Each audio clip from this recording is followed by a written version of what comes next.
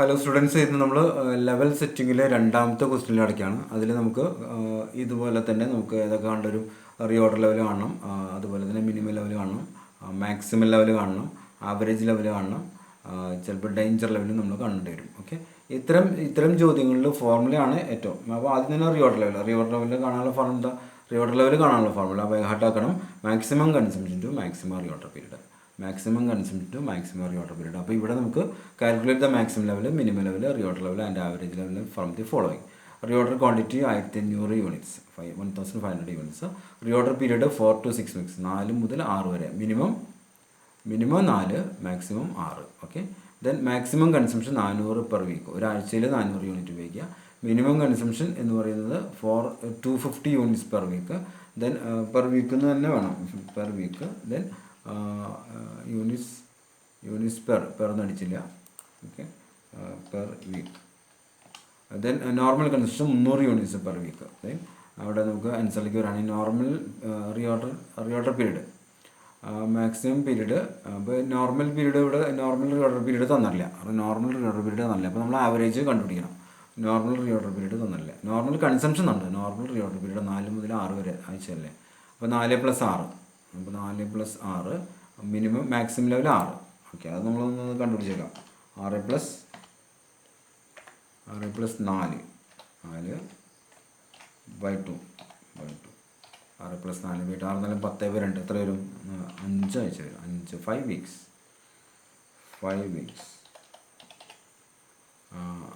Normal reorder period 4 മുതൽ 6 ആഴ്ച എന്ന് പറഞ്ഞാൽ 4 മുതൽ 6 ആയിട്ട്. അപ്പോൾ മാക്സിമം 6, മിനിമം 4. അപ്പോൾ 6 + 4 10 10/2 5 വീക്സാണ് നോർമൽ റീഓർഡർ പീരീഡ്. ഓക്കെ, ഇനി റീഓർഡർ പീരീഡ് കാണാനുള്ള ഫോർമുല ഇതാണ്. Reorder level equals maximum consumption to maximum reorder period. Maximum consumption ചോദ്യത്തിൽ നോക്കിയതാ. Maximum consumption 400, maximum reorder period 6. അപ്പോൾ 400 × 6. ഓക്കെ, അതാണ് നമ്മുടെ ഇവിടെ വരുന്നത്. അപ്പോൾ 400 × 6, 24 24 യൂണിറ്റ്സ് വരും. 2400 യൂണിറ്റ്സ്. ഓക്കെ, അതാണ് നമ്മുടെ റീഓർഡർ ലെവൽ. ഇനി മിനിമം ലെവൽ കാണാനുള്ള formula reorder level minus normal consumption to normal reorder period. അപ്പോൾ റീഓർഡർ ലെവൽ ഇപ്പോൾ തന്നെ കണ്ടുപിടിച്ചില്ലേ? എത്രയാണ്? 2400 മൈനസ് 2400 മൈനസ് അതിൽ നിന്ന് normal consumption to normal reorder period കുറയ്ക്കാം. Normal consumption 300. Normal reorder period തന്നില്ല, അപ്പോൾ നമ്മൾ ആവറേജ് കണ്ടുപിടിച്ചു. അപ്പോൾ 300 × 5, ആവറേജ് 5 ആണല്ലോ. 300 × 5. അപ്പോൾ നമ്മൾ ബ്രാക്കറ്റിൽ 300 × 5 എത്ര? 1500 വരും. അപ്പോൾ 3 × 5 1500. 2400 അല്ലേ റീഓർഡർ ലെവൽ. അപ്പോൾ 2400 നിന്നും 1500 കുറയ്ക്കാം. 2400 മൈനസ് 1500, 3 × 5 15, 1500. അപ്പോൾ എത്ര വരും? 900 യൂണിറ്റ്സ് വരും. 900 യൂണിറ്റ്സ്. Okay, 900 units. അതാണ് ഇവിടുത്തെ minimum level. Okay, then maximum level reorder level plus reorder quantity minus minimum consumption to minimum reorder period. അപ്പോൾ റീഓർഡർ ലെവൽ ഇപ്പോൾ നമ്മൾ ഇവിടെ എഴുതി 2400. Reorder level 2400 plus reorder quantity ചോദ്യത്തിന് എടുക്കണം.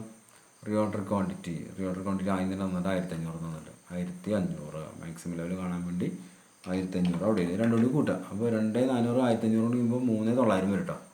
ഓക്കെ, ഇനിയുള്ളത് മൈനസ് ചെയ്യാനുള്ളതാണ്. മൈനസ് ബ്രാക്കറ്റ് തുടങ്ങിയിട്ട് minimum consumption to minimum reorder period. Minimum consumption ചോദിച്ചിട്ട് തന്നിട്ടുണ്ട്. Minimum consumption 250, minimum reorder period 4. Okay, 4 250 × 4 250 × 4 ആണ് ഇവിടെ എഴുതേണ്ടത്. 250 × 4 250 × 4 1000 വരും. 250 × 4 1000. അപ്പോൾ ഇത് എത്ര നമ്മൾ പറഞ്ഞു? 2400 1500 കൂടി കൂട്ടുമ്പോൾ 3900 വരും.